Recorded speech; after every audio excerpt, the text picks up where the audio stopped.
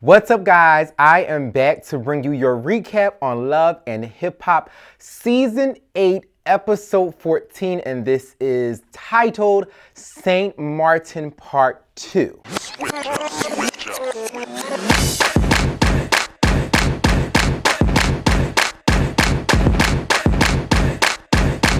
Now let's begin with Safari and Jacques on the ATVs, and I believe they were riding on the sand, my God. But finally, Safari is officially admitting that he is into Juju, and I've already stated in previous recaps, I would love them as a couple if Safari would be willing to treat Juju the way that she deserves to be treated, my God. And then also, it was actually surprising to hear that Jacques thought that Anais was into him.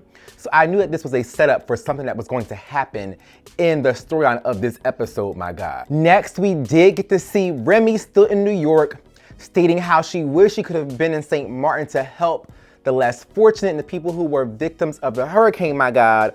But so many of our church members commented in the comment section saying that Remy was not at home, or Remy could not go because of her IVF. It was 100% because she is still on probation or parole or probation. I mean, I don't know what's the difference between probation and parole, but she's on one of them, my God, and most of our church members and subscribers and viewers were saying that that was the reason why Remy could not go to St. Maarten to help out.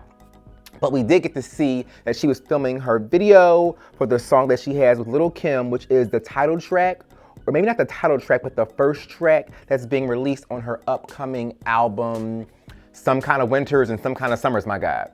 Next, we must address the scene with Jacques, Cayenne, and Bree. I thought it was great that Jacques was trying to get Bree and Cayenne to make amends, my God, especially because Cayenne is his girlfriend and Bree is his, not best friend, but one of his good friends, I guess.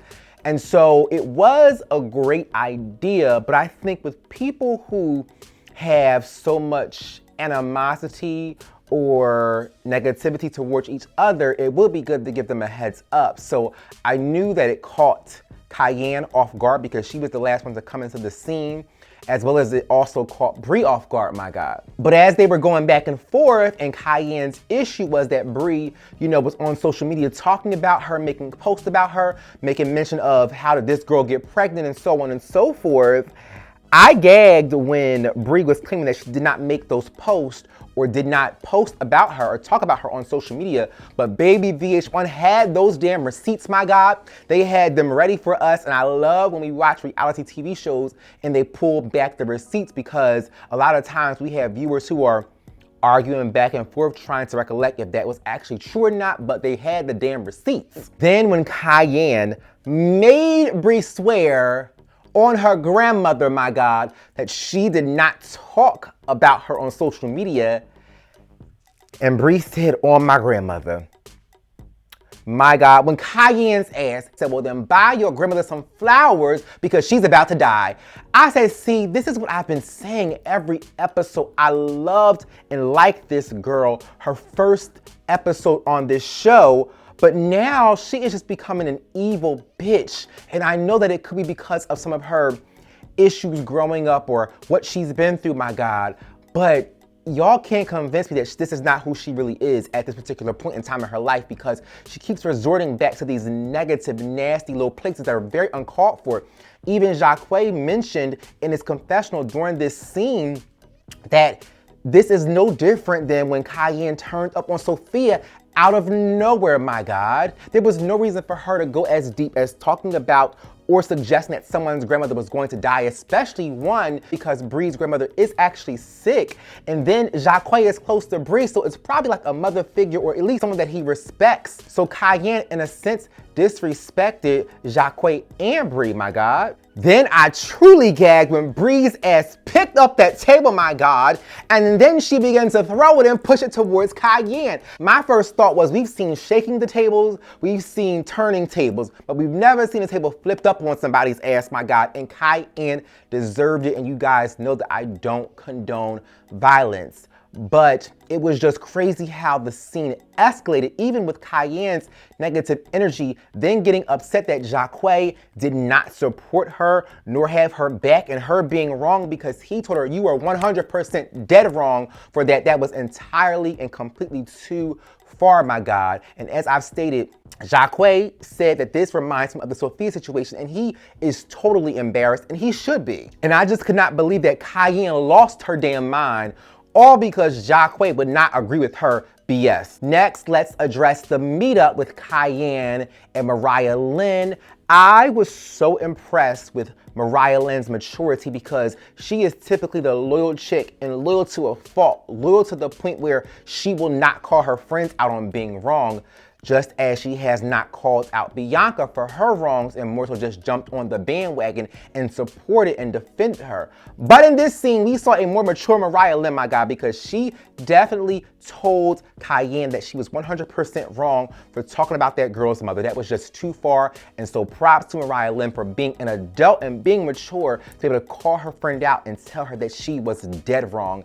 And also Cayenne admitted that she was wrong for saying that, but she was trying to make a point, and that was not a great point to make. But also the fact that Mariah Lynn did hook Jacquet up with meeting with Cayenne in that moment, I knew something was wrong when Cayenne and Jacquet had their conversation and she apologized to him. But then when Jacquet said that he was out of his room all night and he chilled with his friends, he just seemed a tad bit too nervous and not sure and not secure in what he was saying to Cayenne. So I said, oh, something's about to come up about this. He was not with his friends, my God. And I was skeptical because I had Jacquet to a higher regard as it pertains to being in a relationship and dating someone because he seemed so loyal to Sophia. So I knew something was coming up, my God. Next, let's address Yandy's send-off dinner, and everyone was coming to the table looking beautifully, but one person stood out to me, and that was Brie, because she did not have that damn blue hair, my God. She looked so pretty, so classy, so mature, so elegant with that black hair and that bun. I wish she would stop using that blue hair and having so much hair on her, my God, because I never really got into her being really pretty until her hair was pulled back off her face and we actually got to see her damn face, my God. Then at this send-off dinner, we were informed by Jacquet that he actually did spend the entire night with Anais, my God, and he said nothing happened, but it was strange that he was still skeptical with sharing the information, and he did not seem like he was being 100% honest, my God. But I was just confused as to how Anais and Jacquet ended up together. Now let's address this whole Mariah Lynn and Brie situation at this send-off dinner, my God. I was just completely disappointed in Brie, but I know she's hurt. I know she's dealing with a lot, but she was the one who began giving side eyes as soon as Yandy mentioned Bianca's name. And that, you gotta be careful with how you're giving side eyes and setting a tone when someone else could be coming to make amends with you. And I don't think Mariah was coming with malicious intentions. I thought she was there, and it seemed as if she was there to want to address the issue and move forward. So Brie being extra, giving side eyes, turning her heads about the name and mention of Bianca would cause Mariah Lynn to be on the defense. So it was 100% her fault for it going in a negative direction, but I do commend Mariah for being mature again. And she was trying to connect with Brie by telling her that, you know, both of their mothers are in the same situation, so we should be focusing on getting the bag, getting our music right, and focusing on what we have going on versus beefing because it's just stupid. And then when Brie thought that Mariah Lynn was talking about her mom, I said, this girl is definitely going through something and going through a lot, because I did not hear, nor did anyone else at that table hear Mariah Lynn attack Brie's mother. And for her to say, why are you talking about my mom? She was trying to connect with you, bitch. She was trying to connect with you.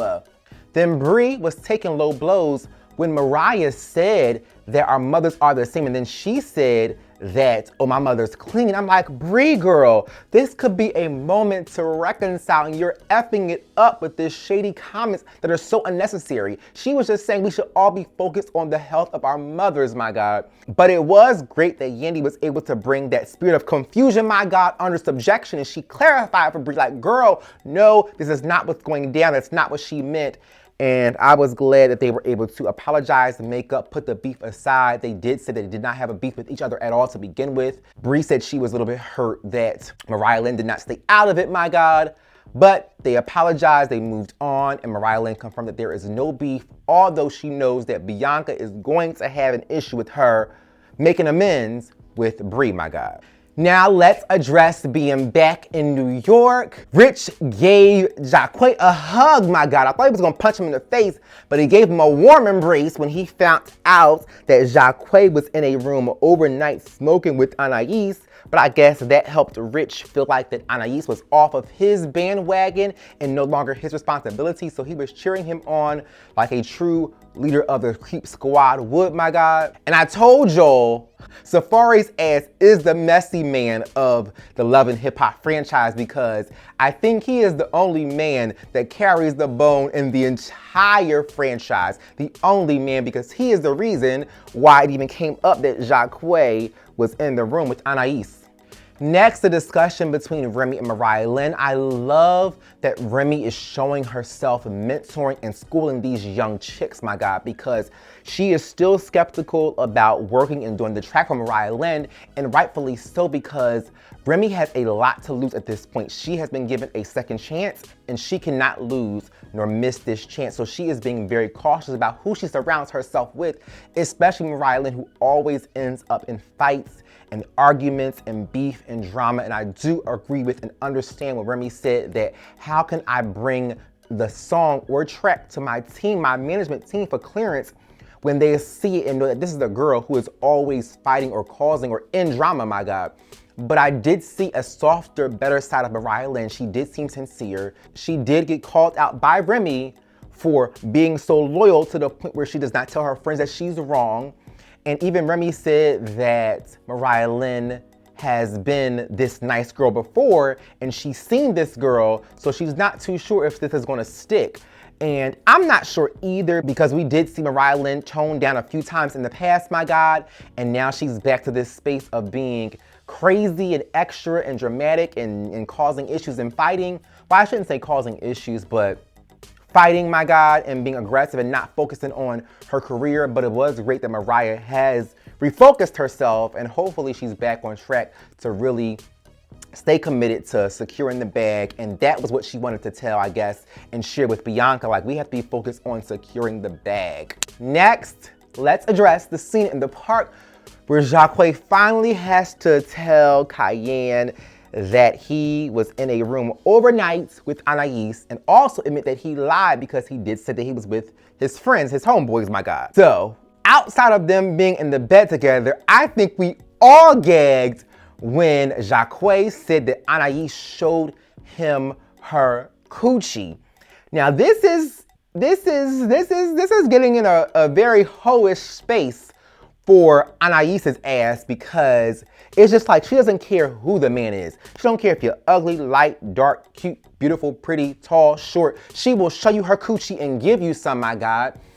And that's not cool, especially if her marriage is not open, my God. But as I've told you guys, the fact that Anais does not have a care in the world and she's willing to go these lengths on camera, I really do believe in my heart that Ruben is aware of what's going on, and maybe Anais is not even really doing these things, which is why Ruben has allowed her to be back home, my God. But it was great to hear Jacquay tell Cayenne that he did curve the coochie, my God. But when Cayenne walked away, I just love the fact that Jacquay was like, no, I'm going after this girl. He chased after her and continued to try to make it right with her and go after her. And I just fell in love. I don't really want Jacquay, but it was so heartwarming. And it made my coochie wet to see this man go after this girl. Like, that has to be true love. That is you making her a priority, my God, because I don't know many men that would have done that, but he was going after her with a goal, and that was to get his woman back, my God, and make it right. And it was just the cutest thing to see him profess his love for Cayenne, my God. And then when Jacques topped it off with adding words to what he was doing and said to the fellas, my God, to the creep squad, when you're after someone you really care about, you go after them and fight for them. And I said, yes, my God, yes. Yes, Jacques, yes. Yes, he touched my spirit. I have been saying that so much. When you love somebody, you fight for them. You don't give up. You don't let them just walk away if you truly love and care about them. But to let them just go and not fight for them and fight for what you want, that was just a moment that really touched me. It really did, my God. And I know this is Love and Hip Hop and I shouldn't be about to cry, but that was a moment that really spoke to my heart, that a man could love somebody or someone could love somebody enough to know that it's worth going after them.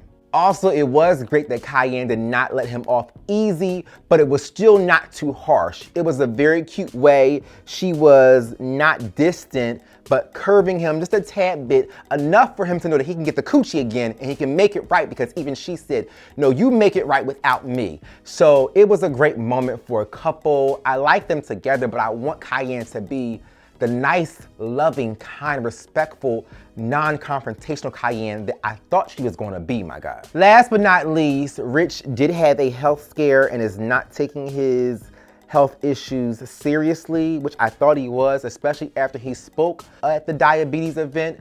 But even his mom said, you have to not play with your life, not play with your health. And she also said, enough with that damn creep squad, enough. And she said it is 100% your fault as well for having sex and dating a married woman, regardless if you felt like she told you that she was getting a divorce, my God. But that's about it, guys. Please follow me on all social media outlets. Comment down below in the comment section. Thumbs up this video, subscribe to my channel, turn on the notifications, and thank you guys for tuning in. Bye.